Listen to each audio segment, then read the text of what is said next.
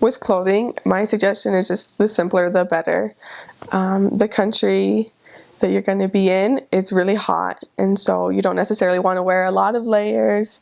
Most of the clothing I took was just, simple cotton, things that are breathable, and you'll be proselyting and walking all the time. So you want to get a good pair of those like hiking sandals, and you'll want to bring a nice pair of flats as well, so you can use for zone conference, for church, things like that. Cabo Verde is relatively safe. It's one of the more stable like African countries, and you don't have very many problems with robberies, things like that. It's pretty rare when that happens. But I would also suggest just simplicity in what you're wearing. You obviously don't want to call attention away from the message that we have, and the people there, they do live very humble, very simple lives, and so I really enjoyed it there. Our appearance wasn't a big concern. They don't really care that much what you look like. Obviously, you want to be well presented as a representative of the Lord, but they didn't judge us on our appearance and things like that. And so I would just say don't stress about it too much. Just bring simpler things and things that are durable. You don't want to bring a whole lot of lace and things like that, because if your power goes out, if your washer's not working, you're going to be washing your clothes by hand. And so I would say, bring things that are going to last a little bit longer. Yeah. For the sisters, and I think just for any missionaries going there, just follow the rules that the mission president gives you. They'll instruct you on how to use water filters there, because you do need to drink filtered water.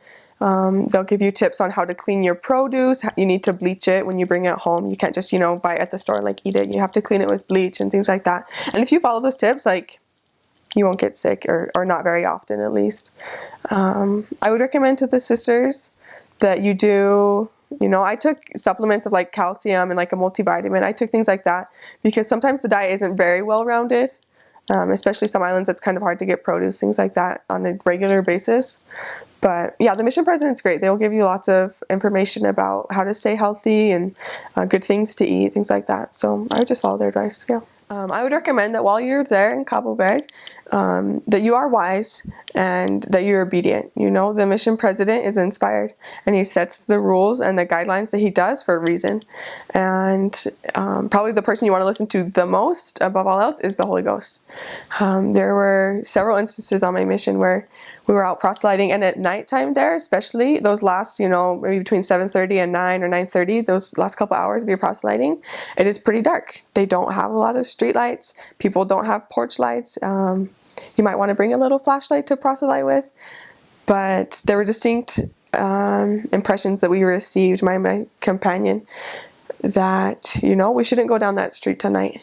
And it may be a street that we've walked down like 10 other times, but on that night at that time, we both felt that we shouldn't walk there, and we didn't, and nothing happened. And so that's what's important, that nothing happened because we avoided whatever that situation was. But then there's also importance to listen to the Spirit and who you should talk to on the street.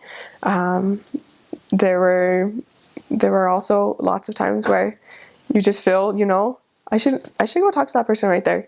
They look like they're having a bad day, and you can go and speak to them, and they'll open up to you, and you'll realize, they do have a need for the gospel, and you'll be able to help them. So listen to the Spirit while you're out there, and you'll be okay. So